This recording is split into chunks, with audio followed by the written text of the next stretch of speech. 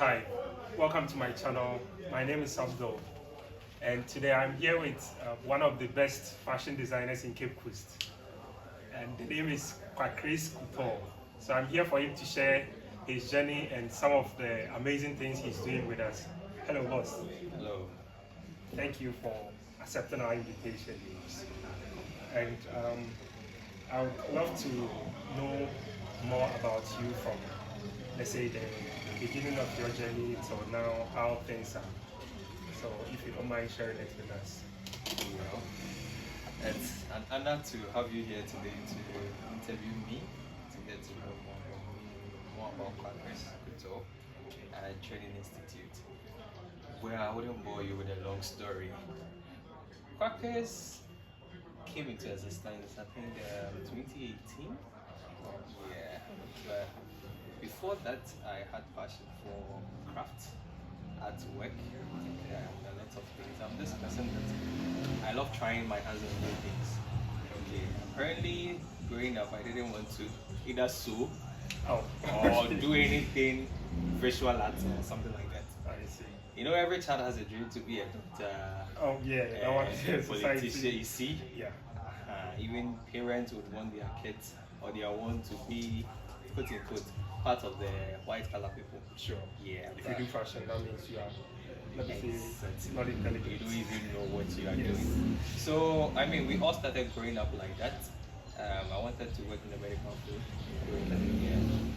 But I would always say I don't really know what I wanted to do. Because today I want to be a lawyer. Tomorrow I want to be a doctor. The next day I want to be a teacher. I want to be everything. Yeah. I wasn't consistent with what I wanted to be. So when I went to SHS, by the way, I went to Agri Memorial. Yeah. And I was going to do science. Along the line, I was like, nah, I can't do the science. I ran from the science class, then I started doing visual arts. So was it that the science was hard or? Yeah, physics. Physics scared me, I mean. Physics scared me, so I had to run away. Okay. Yeah, because I don't like calculation. But then funny enough, you find it everywhere, Yeah, even in when it's fashion. in fashion. So yeah, that was the main reason why I left the science course and I went to do visual arts. Along the line, doing visual arts, I was like, So after visual arts, and I start producing my own things, and no one is patronizing me, how am I going to survive? I was like, So is it that you didn't learn the thing from anybody? no, it was God given. Oh, okay. Yeah. So I'm just talking about the visual arts aspect. I had to stop that one too because I was like, visual arts, So no one was patronizing the visual arts? Yes. Oh, When I was okay, doing it in okay, SHS, I mean, we were doing mosaic and all those things. Yes, so I had to stop. And I completed with general arts. Funny. After that, I went to Legon. I bought a waiting phone, so I went to Legon to do political science. But because of financial problems, when I was in SHS, my mom had a medical problem here, so she was in the hospital for a long time. So I had to stop schooling. Okay. Yeah, that is when I found myself doing this. So I started with bags and accessories. I used to go to Kanchaman to buy full bags, full shoes, and I'll come.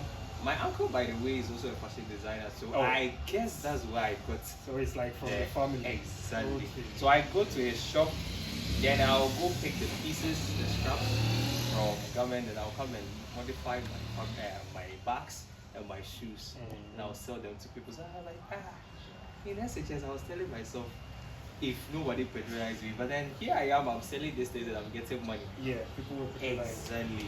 So along the line, I was like, then let me see how we will go. Believe you me, no one taught me how to do that. I had to learn it on my own. As time goes on, I started doing it outside, and it grew. So that's where I got the interest from. Yeah. And how was your first design, like as a fashion designer, maybe the first outfit or design that you created? How was it like? And So how did it go? my first design, basically I started doing crochet works. That also no one taught me. So I was doing crocheting. Then I was like, I can crochet my own outfit. So my first design was actually a crochet shirt. Okay. Yes. And along the line, I was like, okay, I can add fabrics to it. Then I got fabric I went to Katamata, I bought a shirt, I dismantled the whole shirt, and I used the shirt as a pattern. Oh, okay, Exactly. okay. So I had to cut the template out, and I used crochet because I didn't have a machine. I used crochet to join the seams, the side seam and everything. And I wore it, and it was nice. I mean, someone saw it, they wanted it. I was like, then I mean, I can do this as a career. That was after I stopped Lagos. I was just trying my hands on so many things. Okay. And so my first design basically was a shirt, which I used fabric and crochet to make. Yeah. That's interesting. Exactly. That's interesting. And talking of your first shirt and how things went, people patronizing and things, how do you see the market in, especially Cape Coast here? How buying and selling of these ready-mades and these fashion designers? I've been meeting most of them, and most of them are complaining that patronizing is one of the things that they don't get. People don't patronize their works and stuff. So how do you work with that too? Basically, it's so let's take it like pricing, how pricing and everything. Yeah, so looking at our geographical area, it's quite difficult. Yeah, I would always say when you build a brand, you should be ready for everything. I mean, risk involved, your geographical area should be a factor. Because sometimes you find yourself in a certain environment that they would love to patronize you, but then because of their income, it will deter them from patronizing you. So they will rather go in for the already made outfit or the thrifted outfit, which may come at a lower price. You get it? Yeah, so basically in our geographical area, it's probability of people going in for custom made outfits is low. They would rather go to the second-hand shop to get a thrifted outfit. Yes. So it's only a few people who would want to stand out that will come to you that, okay, I want this. And I mean, I always say that in our geographical area, Cape Coast for instance, there is no like a great competition, being it within the fashion industry or programs and stuff like that. So people would rather wear anything to a program than to spend much on an outfit for a program that, I mean, no dignitaries, quote unquote, or people that will be looking at them will come, so they wouldn't rather spend their money on such. So yeah, it's really a difficult task here, trying to price and trying to find your way in the central region market. So as the upcoming designers and students, what would you say they should do in terms of this pricing methods and those things? Well, pricing is all about how you build your brand. Provide for my client, is it worth the price? The quality. Is your client assured that you are providing quality, and that if they are paying, they will feel okay? Because people always have the feeling and the notion that when things are pricey, it is quality. So in as much as you are making the thing pricey, it should also come at a higher quality. You get it? Yes. So it's not about, okay, fine, these people, they wouldn't pay, so let me just do it anyhow. No. It should stand out. Those that will pay will come. I always tell my students that fix the price. Let them know this is what you are charging. Let them know you are charging your worth for that. You don't even have to explain yourself much. Just let them know why they are getting it by what you produce. So when they say, so that is why he's charging this, everything comes. But you know, there are some people that always goes like, I want to get more works. I want to get money to be able to buy this, to buy that, or to even feed. So mostly they go in for a lot of things. Like you go to their shops, they have plenty things to sew, but yet small money. They don't get money out of it. So what would you say to those people? I mean, I will rather sew for one person that I know I will charge and I will be comfortable than to get a lot of jobs that I wouldn't end up saving anything.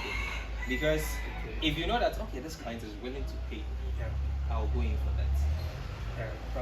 Rather than going to pack a whole lot of stuff, and at the end of the day you find yourself wanting, you would even end up running at a loss. Exactly. And even if you fall sick, you are going to use that little money that you gained for your medical bills, which is not nice or which is not advisable. So I'll rather, okay, I have one client who is willing to pay, I'll wait for that person. That will have a lot of time. You see them very busy. as a designer, like particular things that you find always inspires you, something that always inspires you to do, let's say, gowns or maybe a particular outfit for a client? What are the Okay, so funny thing, this is like a secret and a crazy tip that I'll give you. So, growing up, I used to fantasize about females a lot. I mean, Okay.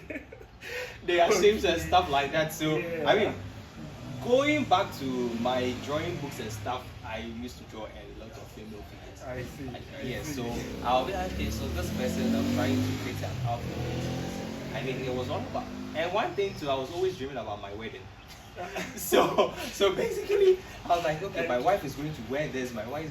I see. I just want to always see. The wedding ladies is in- not done right. I mean, yes, I so want to we see will- ladies in outfits looking nice. That was basically my Okay. inspiration. So I always wanted to produce garments for ladies. Okay. And when I see them in their glory, I mean, it gives me the zeal and the energy to do more. So basically, that was what I wanted to do. Okay. Yes, everyone has their reason to do whatever they want to do. Sure. That was part of it. Yeah. So aside doing that too, I mean, I get inspiration from all over. It could be anything, even sewing for a client. Most of the times, clients may come in, they don't even know what they want. Okay. Yes. Okay, I'm going to do my wedding. I don't even know what to do. I don't have any time. You look at the person's figure. What best fits this person? Okay. It's not anything at all. Sometimes clients may come in with inspiration. You just look at them and like, nah, these things, they are all bogus. Yeah. So you would need to create your own Exactly. thing, yeah. Then you look at the person, okay, this will fit you nicely, this will suit you best. Sure. And I know some clients can be very stubborn, but then your convincing game should be top notch. Best for the person. I mean, you end up being the one to be blamed. Because obviously the client will tell you, yeah, that's why I came to you as a professional. You get it? Sure. Yeah, so you should be able, I will tell this to the upcoming clients that yes, you should listen to your clients, but you should be able to also diagnose your clients and give them the medicine they want. They want. Yes. Okay. Speaking of that, what are some of the challenges you face from the beginning to where you are right now? Some of the challenges. Oh, a lot of challenges. I mean, sometimes it comes in different forms. Financial, labor, even health-wise. Okay. There is this challenge that I will share, and it's an advice to whoever is watching. I mean, there was a client that I got. It was a bridal client. She came in. I didn't even charge her for consultation. Okay. Please charge for consultation. It's Ah, not necessary. oh, Yes. okay. So I didn't charge her for consultation. I came with her. She did everything. Mind you, I'm the one who provides everything. You just pay me the money and I'll do that. So I went to source for fabrics along the line. She was supposed to pay 70%, but she paid 50%. I bought some of the things with my own money. Along the line, I started preparing for the garments, the patterns, and along the line, she told me that she's not getting married anymore. So I should refund her money back to her. I was like, it's not done like that. Yeah. But then this lady emotionally blackmailed me, and I mean, I felt it within me. Like, okay, fine. Then that's what I'm going to do. I didn't even do my calculations well. I'm going to give you some part of the money and the things. She was like, oh, give me the things that I bought and give me the balance. I was like, okay, sure, I'll do that. Let me do it. Let me work, because obviously when you came, I had other clients pending, but I had to tell them I have this client, so Sure. I can't be doing yes for them. And which will cause me to lose time to do what, refund the money, which you are not supposed to do in our work. But because of emotions, I told her that along the line I wasn't able to meet the deadline for her to come and collect the money, and this lady sent me to the police station. But I had to stand my ground and defend myself. I mean, everyone who heard the story was pissed off because I mean I was right. Yeah. But then, being human, I had to find her money and give it to her so that everything will be cashed out. So I would advise that it's necessary for you to do consultation, and also no refund policy should be taken into consideration, because Okay. I mean you can't be losing. Sure. Exactly. And how has that prepared you for the future? Oh yeah. All these things. I mean, it opened my foresight on my mind, and also my knowledge on the entrepreneurship law, Okay. and also knowing about business law and stuff like that. Okay. because I had to read contract law to understand more about our firm and also the law guarding our firm. Okay. Yes, that is why I wasn't afraid of her sending me to the police station or sending me to the court or something like that. Yes. So I mean, it will, any challenge that will come into your life, being it in our industry or not, is a source of lesson to be learned. You get it? Yes. If you're able to solve that problem, you know, okay, so this is how I was able to solve it. Then next time I'll then try this so that I will enter into that problem again. Exactly. And what's something unique about your brand? Like something that if anybody sees, the person will be like, oh, this is from Qwakris Couture and Exactly. I mean, sometimes I see my outfit and I'm like, this thing I did it. Okay. So there is this thing that I always say, tries to make a statement. Okay. I would say that growing up with my mom, I always see by so doing too in a modest way. Yeah. Yes. Nothing too revealing, nothing too exaggerated, in a modest way. Whenever she puts something on, whether it's cheap or it's expensive, it looks nice, but this thing really fits you. It should be able to speak. You get it? Whatever you are producing out there should tell a story. Should be able to explain to the viewer or they look at that this side, this here. And also, I'm a minimalist person. So most of my outfits or most of my designs doesn't go overboard. I hate avant-garde. I just hate exaggerating things. Okay. Yes, so I like things simple but nice and classy. Exactly. So you would know Qwakris for simplicity and luxurious stuff. Okay. Exactly. So speaking of, let me say, trying to do something that will tell a story. You know, these nowadays, every designer, be it upcoming, those there, everyone is trying to do something to tell a story. Is it really necessary? Well, it's not every outfit that will obviously tell a story. Because even if it is a shirt, the person wants to talk about it, like for us to know that this thing is telling a story. But then, being it a shirt too should pronounce to, they look at that, this shirt is really nice. I mean, I would want this shirt. Someone should be able to draw close to you and ask, where did you get this shirt? It should be unique. I always tell my clients, I hate to repeat my designs.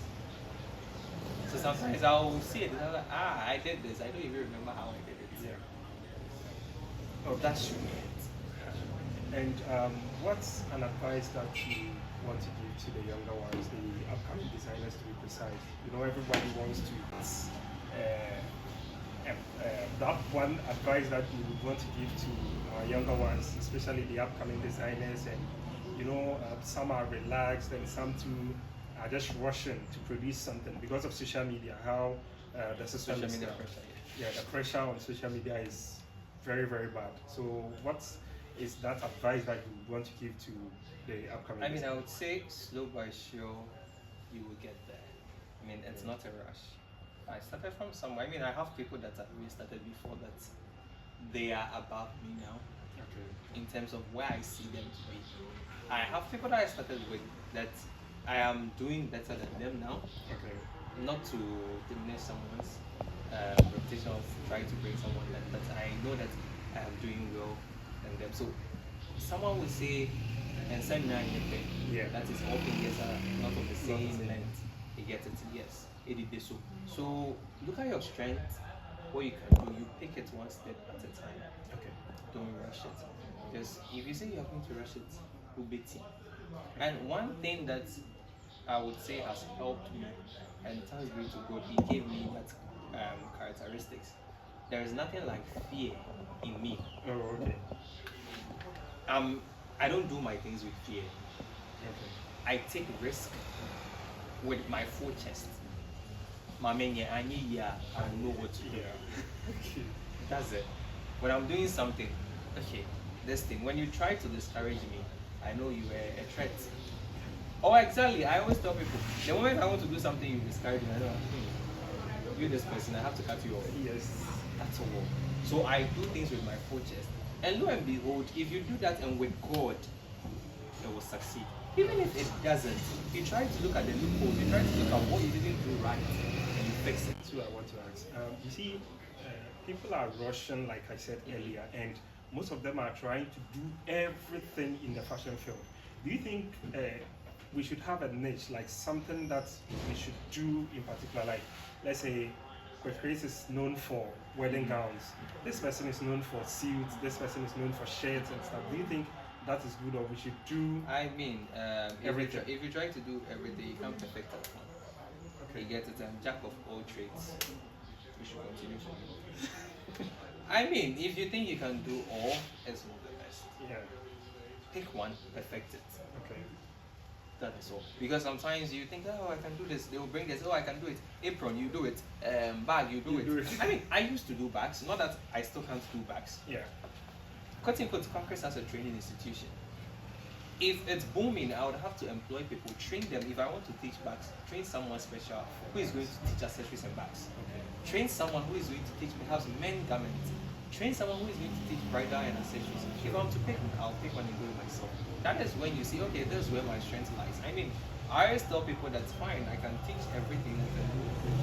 But then what you practice on mostly is what you perfect. Exactly. And I always see myself, okay, so for the ladies' garments, I know I'm doing well there.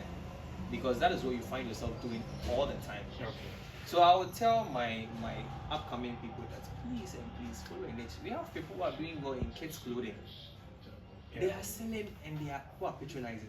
We have people, females are doing men's clothes, Yeah. and people are patronizing. Yes. You get it? Men are doing female clothes and people are patronizing. People are doing only suits. You perfect your suit. You know, when I sew a suit, that's the thing. Yes. Me, I always tell myself that I can sew suit, but I wouldn't say I am even 50%.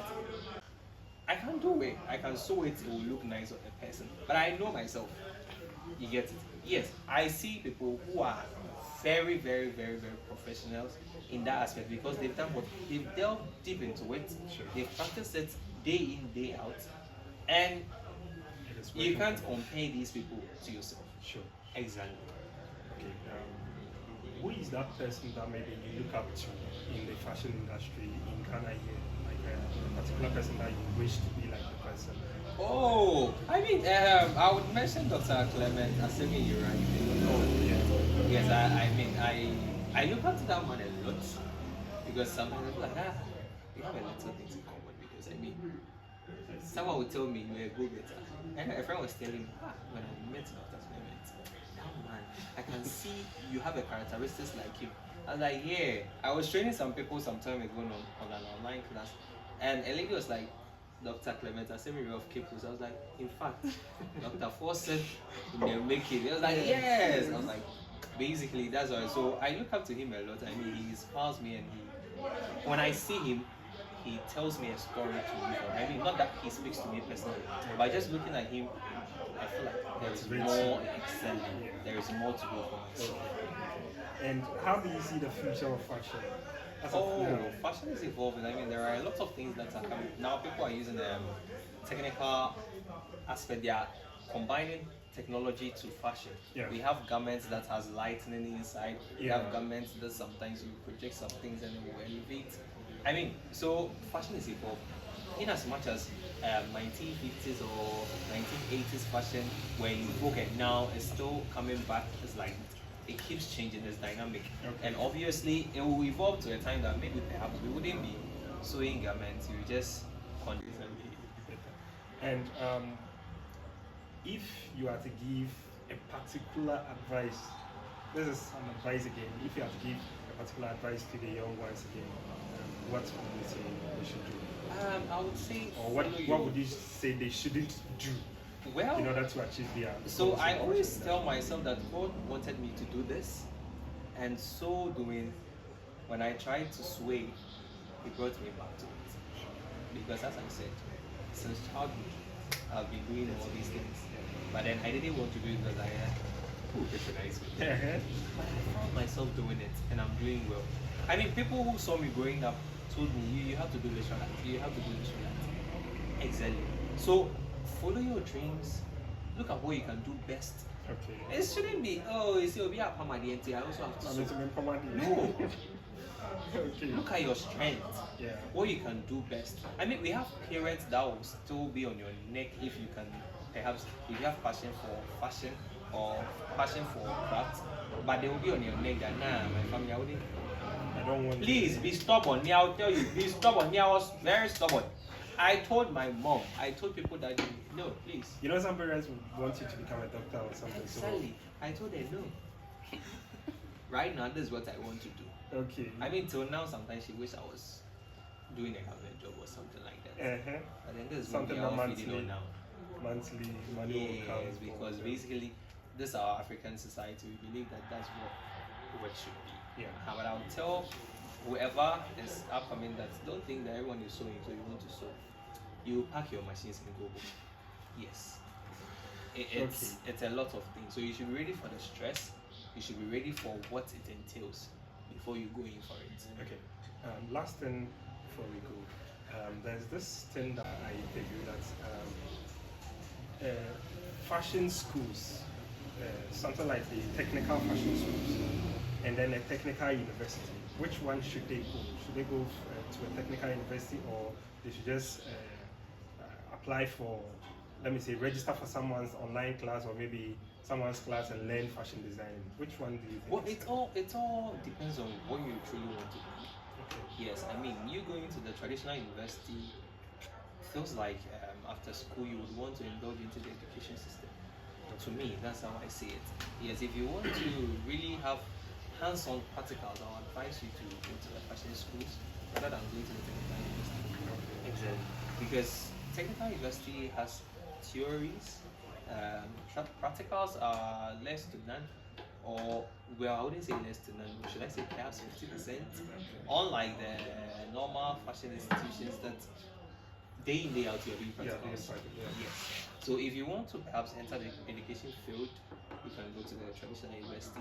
If you want to do full practical, you should rather go to the fashion institutions. I think that will help. Okay. So this will end our discussion. Thank you very much for your time. Really appreciate it. And to all the upcoming designers, make sure you follow us. You'll learn more about fashion and how things are going in the industry. Kindly help us share the video and like as well for us. Thank you very much.